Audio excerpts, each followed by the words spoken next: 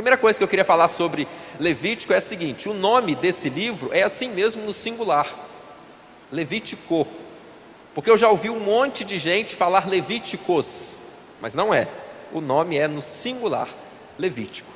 E ao contrário do que algumas pessoas possam pensar em relação ao significado do nome desse livro, Levítico não tem a ver com leis, embora o livro de Levítico esteja repleto de leis.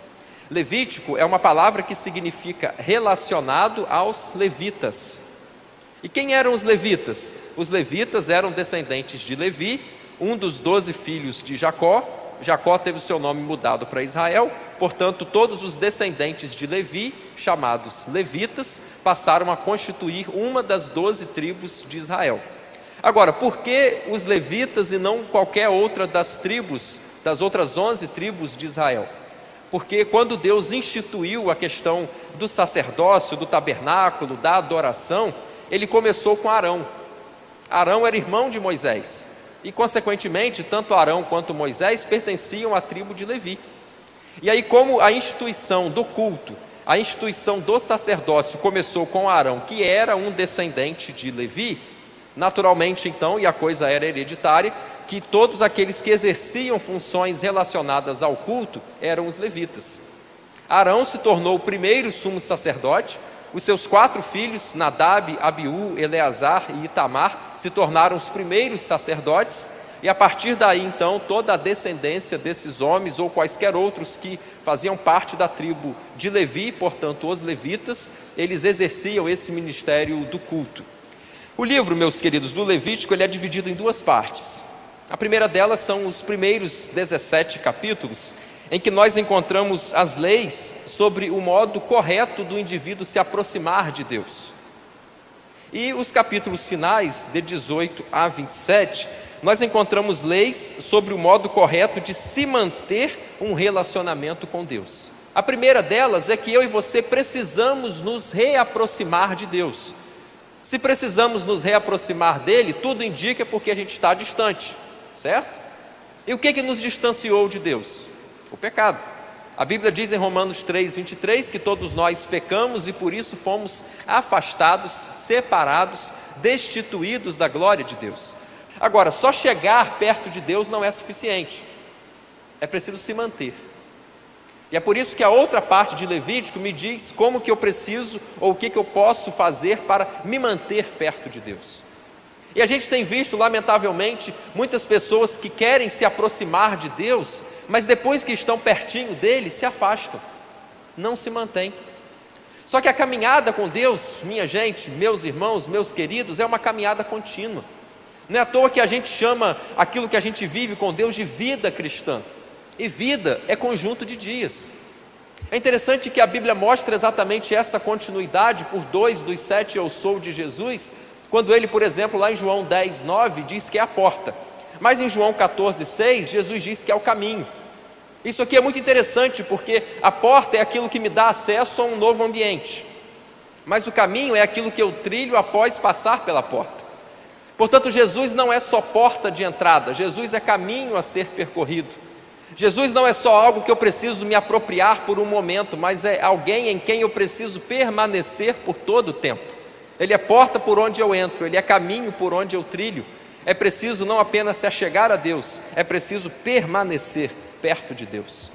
Esse livro ele é muito diferente dos outros da Bíblia, porque de todos os 66 livros da Bíblia, aquele que mais contém palavras diretas faladas por Deus é Levítico.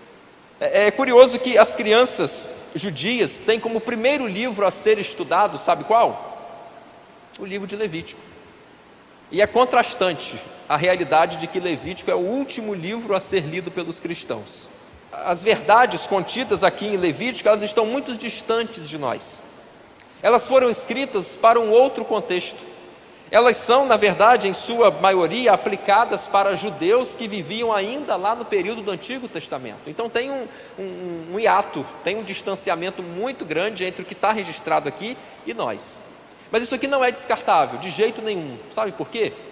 Porque o livro de Levítico está repleto de princípios. E você sabe que princípio não muda. O princípio permanece. Pode ser em qualquer era, pode ser em qualquer lugar, pode ser em qualquer cultura, um princípio, ele permanece. E ao ler então, meus queridos, o livro de Levítico, a gente precisa passar todo o seu contexto, não só Levítico, como todo o Antigo Testamento, por uma peneira. E essa peneira é chamada Jesus. É o que a gente chama de peneira Cristo. Então você pega o ensino do Antigo Testamento, vai trazer ele literalmente para o seu dia hoje? Não. Primeiro, eu tenho que passar pela peneira chamada Jesus. Porque alguma coisa do Antigo Testamento, ao passar por Jesus, ficou retida ali, como os sacrifícios. Passou pela peneira Cristo. Não, opa, isso aqui ficou. Agora é outra coisa. Mas é verdade que muita coisa do Antigo Testamento, ela adquire uma nova interpretação a partir de Cristo, porque passou pela sua peneira. Ela passou de outro jeito, ela vinha de uma forma, alguma coisa ficou retida para trás, outra coisa passou, mas passou diferente de como veio, porque Jesus deu uma nova interpretação, uma nova roupagem, uma nova leitura e uma nova aplicação a esse texto. Esse livro tem muita importância para nós cristãos, sabia? Algumas delas são as seguintes. O livro, de Levítico, ele é citado cerca de 40 vezes no Novo Testamento. Isso é muita coisa. Levítico tem 27 capítulos e 40 citações, dá mais de uma citação por capítulo. É muita coisa. E a citação mais destacada de Levítico no Novo Testamento foi proferida pelo próprio Jesus, que ao ser perguntado sobre qual seria o grande mandamento, Jesus responde o primeiro, que é amar a Deus acima de todas as coisas, contido lá em Deuteronômio capítulo 6, mas o segundo mandamento, semelhante ao primeiro, que é amar o próximo como a gente se ama, foi retirado de Levítico. Levítico 19, 18. Outra coisa muito importante de Levítico para nós, é que ele é peça-chave para a gente entender um outro livro do Novo Testamento, que é Hebreus. Se a gente for direto para Hebreus e começar a ler aquelas páginas lá, se a gente não tiver uma ideia prévia de como eram as coisas no Antigo Testamento, especialmente a partir de Levítico, Hebreus não vai fazer sentido. A gente não vai entender. E da mesma forma, ler Levítico sem Hebreus, a gente também não vai entender. Então esses dois livros, Levítico e Hebreus, eles são fundamentais, eles são casados, porque Levítico nos dá a base para entender Hebreus. E Hebreus nos dá sentido para entender Levítico. Outra coisa muito importante desse livro aqui para nós, é que ele nos mostra como que Deus aplica a sua misericórdia sem comprometer a sua justiça. Isso aqui é muito interessante, porque a justiça de Deus exige que o pecador seja morto, porque a Bíblia afirma em Romanos 6, 23, que o salário do pecado é a morte, afirma em Ezequiel 18, que a alma que pecar essa morrerá. Portanto, a consequência maior e pior do pecado é a morte. Então, se o indivíduo é pecador, ele tem que morrer, e Deus tem que fazer cumprir a sua justiça. Mas a misericórdia de Deus entra em ação, e ele, ao invés de matar o pecador, ele permite que um animal seja morto em lugar do pecador. A justiça não deixou de ser feita, porque sangue foi derramado em prol de um pecador, mas a misericórdia agiu, porque o pecador foi preservado, e outro indivíduo, ou outro ser, no caso ali um animal, foi morto em seu lugar. Ainda em Levítico eu encontro como uma grande aplicação ou importância para nós, a realidade de que ele nos mostra como que nós, homens pecadores, podemos nos aproximar de um Deus santo. Deus é santo, ele está em outro nível, em outra realidade, porque não existe comunhão entre luz e trevas, não existe casamento entre santo e profano. A Bíblia fala sobre isso, 2 Coríntios capítulo 6, a partir do versículo 14. Portanto, a gente pecador, sujo, imundo, indigno e miserável, não tem como se aproximar de um Deus santo, luz, perfeito e absoluto. Mas aí Levítico nos mostra que existe um caminho pelo qual a gente pode nos aproximar, que a gente pode se aproximar de Deus. Outra coisa ainda muito importante da aplicação de Levítico para nós é que ele nos mostra como que Deus trata o pecado com seriedade. Pecado diante de Deus é coisa muito séria. E Deus não faz o que muitos de nós fazemos hoje, que é brincar com o pecado. Deus não faz o que muitos de nós fazemos hoje, que é subestimar o pecado. Deus não faz o que muitos de nós fazemos hoje, que é abrigar, acasalar pecados em nosso coração, em nossa vida, os chamados pecados de estimação. Não. E finalmente, um outro destaque que eu quero fazer aqui da importância de Levítico para nós, é o tema santidade. O tema principal de Levítico é santidade. A palavra santo ou santidade aparece cerca de 80 vezes nesse pequeno livro. Pequeno não, médio livro. 80 vezes em 27 capítulos, é muita coisa, é o tema central. E as festas lá dos judeus, elas sempre foram encaradas com um olhar muito espiritual. Muitas das festas dos judeus, elas tinham exatamente uma motivação religiosa, uma motivação espiritual. E o judeu sempre que se reunia para celebrar alguma das suas principais festas, ou todas das suas principais festas, eles o faziam pensando em Deus. Páscoa, gratidão pela salvação. Pentecostes, gratidão pela provisão. Tabernáculos, gratidão pela proteção. Na hora da festa, vamos agradecer. Estamos em festa, vamos agradecer. Vamos agradecer. Dois ainda acontecimentos assim importantes, marcantes das festas dos judeus. Um é o ano sabático, você já deve ter ouvido falar. O ano sabático era que a cada 7 anos um indivíduo tinha que mudar algumas posturas suas, como perdoar todas as dívidas que alguém tinha contra ele, como libertar os escravos, mesmo que ele tenha comprado esse escravo, e também devolver as posses que ele tinha comprado. E de 7 em 7 anos sabáticos acontecia o famosão ano do jubileu. Ano do jubileu, a cada 50 anos o judeu celebrava o ano do jubileu, que fazia tudo isso que fazia no ano sabático, só que em proporções muito maiores. Em Levítico nós encontramos Jesus demonstrado de algumas formas, em algumas figuras ou coisas. Uma delas é através da figura do sacerdote. E a gente fica maravilhado em perceber que Jesus cumpriu perfeitamente todos os requisitos que o livro de Levítico exigia para um sacerdote. O sacerdote, por exemplo, ele precisava começar o seu trabalho aos 30 anos. O sumo sacerdote, melhor dizendo, o sacerdote começava com 25. O sumo sacerdote começava com 30. E aí você vai para as páginas do Novo Testamento, especialmente Lucas, que é o que registra essa informação para nós. Jesus começou o seu ministério com quantos anos? 30.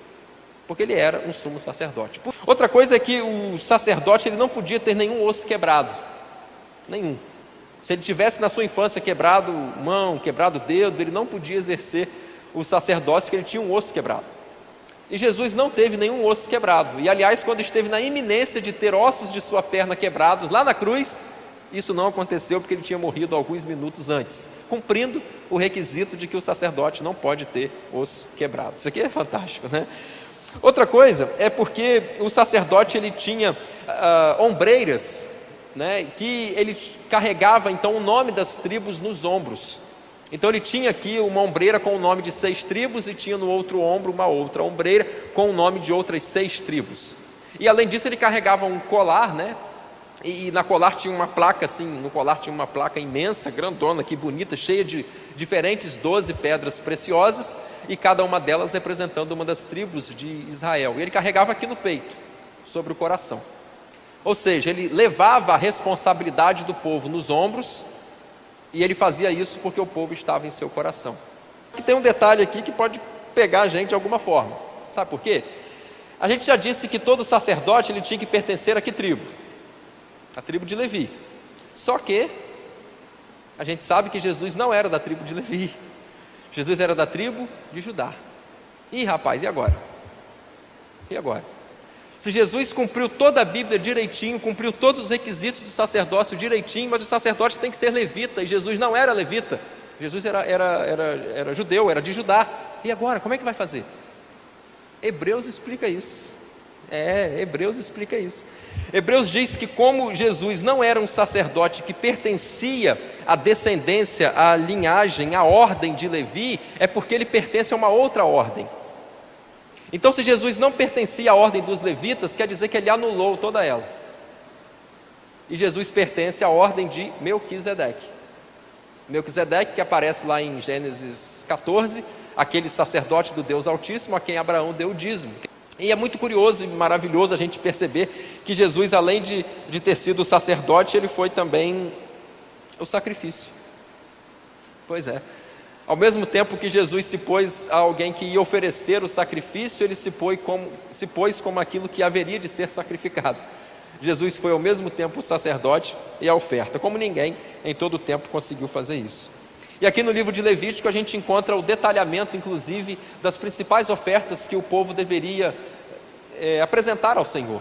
E cada oferta tinha um objetivo, cada oferta tinha um significado e cada oferta tinha um princípio para nós.